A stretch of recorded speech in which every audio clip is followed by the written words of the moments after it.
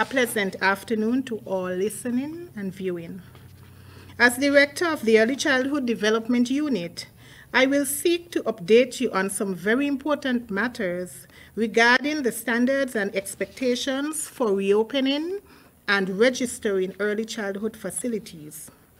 Let me begin with heartfelt commendations to all the public and private nurseries, preschools, and daycare centers that worked tirelessly to meet the COVID-19 protocols and the minimum standards of service for the early childhood sector in St. Kitts and Nevis.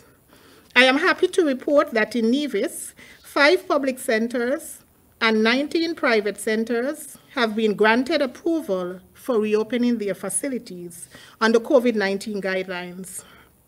In St. Kitts, 15 public centers and 55 private centers have attained approval to operate their businesses thus far. The management of these facilities must be commended for demonstrating that they care to manage their centers in a manner that protects the health and safety of everyone who interacts with them. Please note that there are ongoing assessments to have all outstanding facilities comply with the protocols and standards for the sector. We hope that these centers will be granted approval shortly so that they are given the opportunity to offer excellent service of care for young children.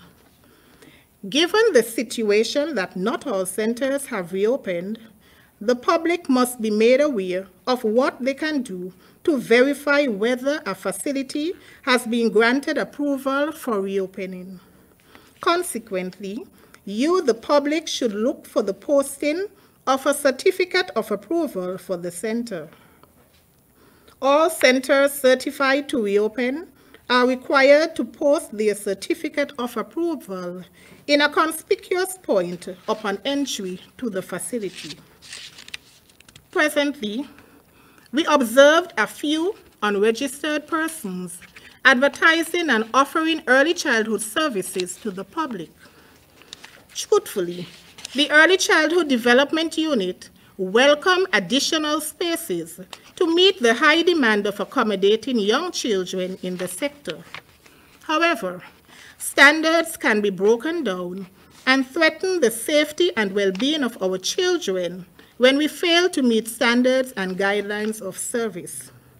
Therefore, I encourage all unregistered persons to visit the Early Childhood Development Unit to begin the process of registration and approval. The Early Childhood Development Unit and the Ministry of Education welcome you and ask that you come speedily to us. You can contact the Early Childhood Development Unit at telephone number 466-2810 or 465-2369. I will seek to summarize the registration process for all persons interested in operating an early childhood facility. 1. All persons desiring to operate an early childhood facility must first apply to the Early Childhood Development Unit. 2. All applicants will be interviewed to ascertain the suitability of the applicant to operate an early childhood development center. 3. If deemed suitable, an appointment can be made to have the proposed site inspected, at which time the early childhood officers will advise on the suitability of the premises for an early childhood service and its operating capacity. 4. If a new building is to be constructed, advice will also be given on this. 5. If a proposed center is to be located in the applicant's home, checks will be made on each person of that household, including regular visitors to the home. Findings will determine availability to operate. Persons wishing to obtain more information, inquiries should be made at the Early Childhood Development Unit for an appointed interview. The issue of space at an early childhood facility. The utilization of space at an early childhood facility is a very important consideration in offering quality service. As such, each center must be measured and assigned a maximum number of children it can serve. Therefore, we are working to have each approved facility display the specified center maximum capacity in a conspicuous point of entry to the facility. This is one of a set of minimum standards that are best practices for monitoring standards throughout the Eastern Caribbean. These standards are supported by OECS and UNICEF. There are other major considerations which include the following. 1, a learning environment which is with sufficient indoor space, furniture for routine care, play, and learning, furnishings for relaxation and comfort, and an organized room arrangement for play. 2, a basic daily schedule which is familiar to the children. This schedule would include free play time, group time, nature and science, dramatic play, the use of ICTs appropriate for the children's age, promoting acceptance of diversity, discipline and guidance, staff-child interactions, health and safety practices, records of work and children's development progress, supporting policies and procedures, and opportunities for professional growth of all staff. A message to all early childhood care providers as it relates to minimum standards.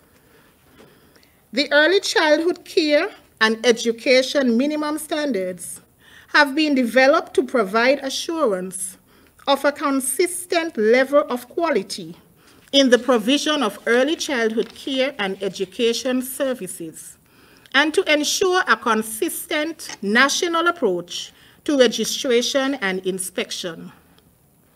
The minimum standards have been developed in this context and aim to clarify the requirements contained in the legislation.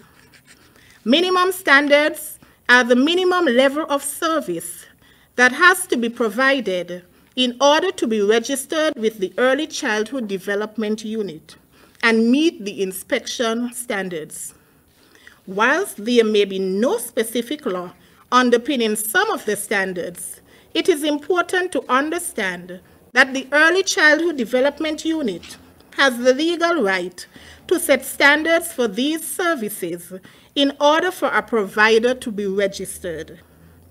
In setting these minimum standards, the objective is to raise the quality of registered child care provision. In conclusion, it must be noted that many centers made huge efforts to meet the protocols and standards for reopening. While this is commendable, all managers must be cautious in maintaining consistency. You are therefore encouraged to continue to abide by the stipulated guidelines and protocols laid out in the COVID-19 regulations. Please note that failure to comply may result in the immediate withdrawal of the approved permission to operate. Thank you for your attention.